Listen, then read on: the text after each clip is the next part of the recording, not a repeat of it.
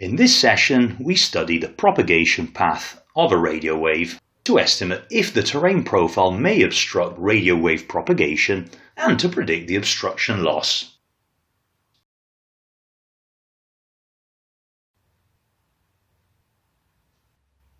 We have just introduced the equivalent Earth radius as an artifice to deal with ray curvature and Earth curvature at the same time.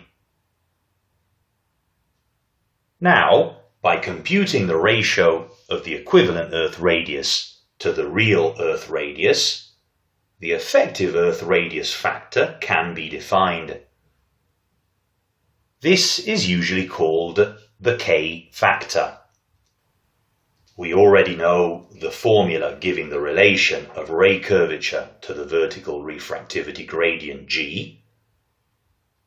From that formula, we get a simple expression for the K factor as a function of G. In standard atmosphere, the K factor value is approximately 1.33. This is a basic step in our presentation. In the following, we refer to K factor value each time we want to specify a given state in the atmosphere. So, the statement propagation at K equals 1.33 is a synonymous of propagation in standard atmosphere.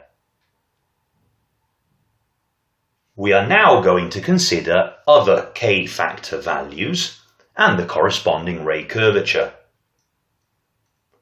This allows us to identify the most critical conditions in clearance analysis.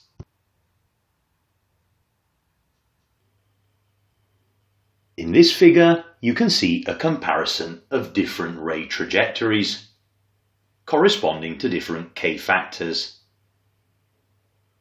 Note that a real Earth representation is used.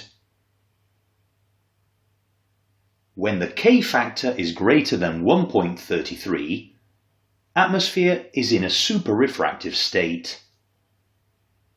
In particular, if K is very large, the ray trajectory is approximately parallel to the Earth's surface, and the signal can propagate over large distances beyond the normal horizon. This is indicated as K equal to infinity. On the other hand, when the K factor is smaller than 1.33, atmosphere is in a subrefractive state. Then the ray curvature is less than normal, or even with an upward curvature. In this condition, the clearance over ground is reduced. For this reason, you will see later that checking clearance conditions, we examine what happens in standard atmosphere state and with the minimum expected K value.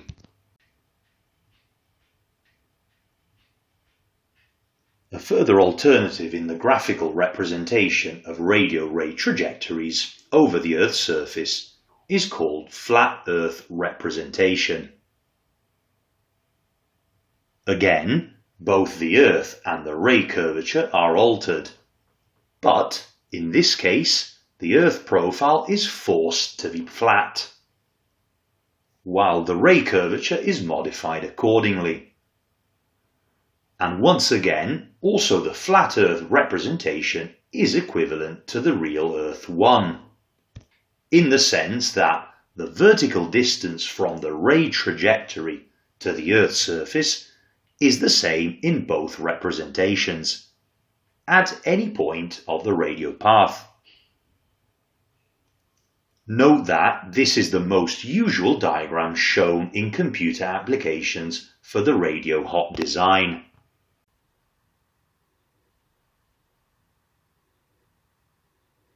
Standard atmosphere is the most usual state, particularly in temperate climate. In this state, we have seen that the K factor is 1.33, and the vertical refractivity gradient G is minus 40 N units per kilometre. On the other hand, both G and K are related to the atmosphere state. They are variable parameters depending on daily and seasonal cycles of temperature and humidity and on current meteorological conditions. In the figure, we see that the refractivity gradient value minus 40 N units per kilometre is close to the median value in most climates. Around this median value, the range of variations is rather wide in tropical regions, where high temperature and/or humidity are often measured. On the other hand, more limited variability is observed in cold and temperate climates. As an example, let us consider in the figure the value of G greater than 100. This corresponds to K factor lower than 0.6.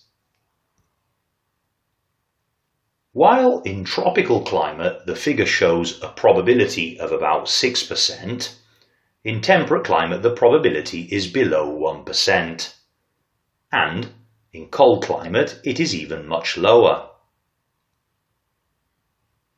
This means that in tropical regions there is the highest probability of propagation anomalies due to extreme G and K values. The ITU-R provides world maps with statistical data on extreme G values in different seasons.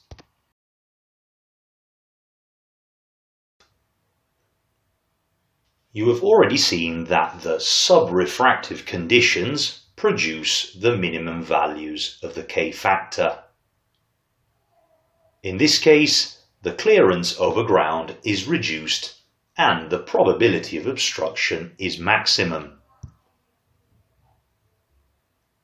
Moreover, in discussing K factor variability as applied to radio hop design and to clearance criteria, we are not interested in the minimum local K factor, but in the overall effect through the whole radio path.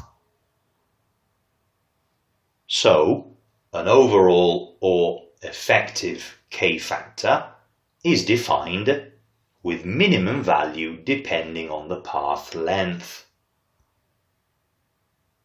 On long hops, extreme atmosphere conditions are unlikely to be present at a time on the whole path. As a result, the overall K factor is likely to be not far from standard values. As a rule of thumb says, on very long hops the minimum overall K factor is close to 1. On the other hand, in shorter hops, it is more likely that particular events affect almost the whole path. So, lower values of the overall K factor are produced. In very short hops, the minimum K factor value can be as low as 0.5. The figure you see is given by the ITU-R recommendation P530 as applicable in temperate climate. Now, we need to introduce a new concept in radio wave propagation: the Fresnel ellipsoid. A geometrical definition of the Fresnel ellipsoid is given in the figure. Note that lambda is the signal wavelength. The path length from Tx to the point P on the ellipsoid, and then from P to Rx, is half a wavelength longer than the direct path from Tx to Rx.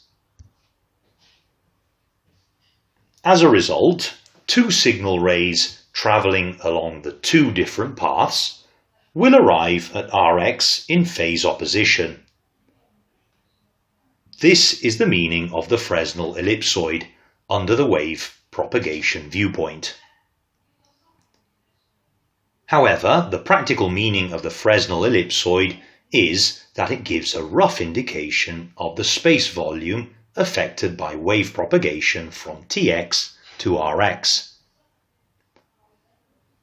Finally, note that the Fresnel ellipsoid axis is drawn as a straight line in this figure, but it can be in some measure curved, depending on the K factor, as we have previously discussed.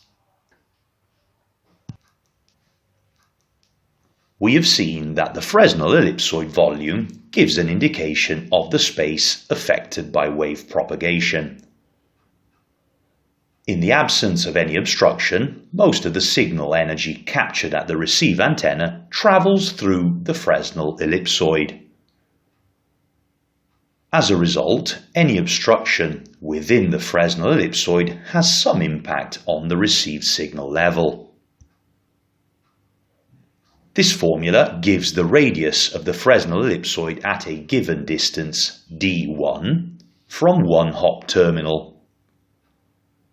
The radius is maximum in the middle of the radio hop. Moreover, it is important to note that the Fresnel radius and, more generally, the Fresnel ellipsoid dimension depend on the signal frequency f. So, we can understand that the loss produced by an obstacle is different depending again on the signal frequency.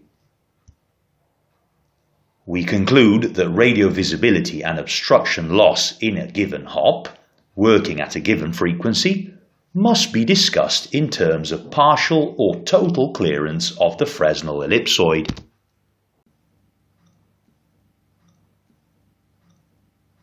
In this figure, you can see some numerical examples of the Fresnel radius as a function of the hop length for different values of the signal frequency. Note the sharp reduction of Fresnel radius as frequency increases. Again, this shows that an obstacle in the path profile may produce a very different impairment depending on the working frequency.